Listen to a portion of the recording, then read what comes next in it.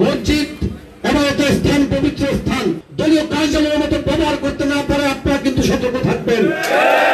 আজকে আমরা নির্বাচনের কথা বললে যারা সংস্কারের কথা বলেন, আমরা নির্বাচনের কথা বললে যারা ন্যায় বিচারের কথা বলেন, তারা তো গত 16 বছর ওই আওয়ামী লীগের নেতা কর্মীদের সাথে একাকার হয়ে রাজনীতি করেছেন।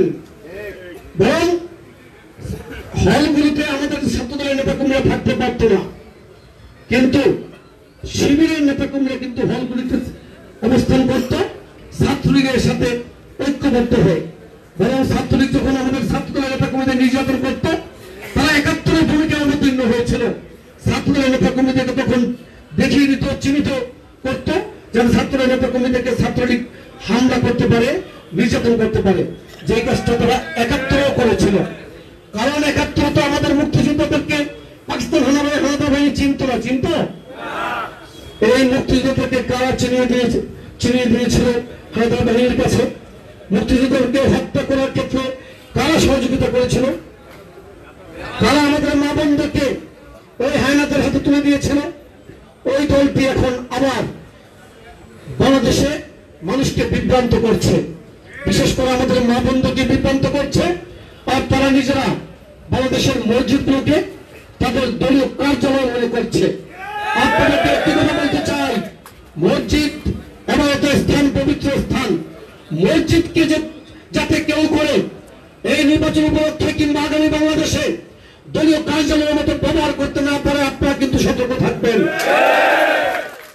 বাংলাদেশের একমাত্র একটি রাজনৈতিক দল, তা হচ্ছে বিএনপি, যাদের আড়াল করার মতো কোন ইতিহাস নেই। 71-এ বিএনপি প্রতিষ্ঠিত ছিল না, কিন্তু বিএনপির যে আদর্শজনক শহীদ রাষ্ট্রপতি জিয়া রহমান 71-এ জাতির সামনে আবির্ভূত হয়েছিলেন, জাতিকে পথ দেখিয়েছিলেন।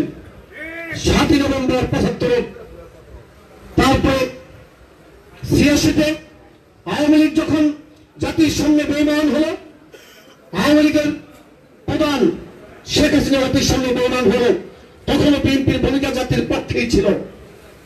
90-তে বিএনপির ভূমিকা জাতির পক্ষে ছিল। 96-তে একটি সম্ভাব্য কূট ঠেকিয়ে দিয়ে বিএনপি মানুষের সাথে, মানুষের পক্ষে অবস্থান নিয়েছে।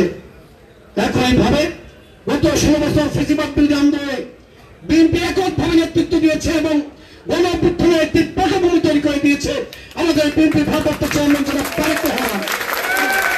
সেই প্ল্যাটফর্মের উপর দাঁড়িয়ে বাংলাদেশে 1 জুলাই গণ অভ্যুত্থান হয়েছে এবং এখন পর্যন্ত বিএনপির ভূমিকা এদেশের মানুষের পক্ষে রয়েছে। বন্ধুরা আমার,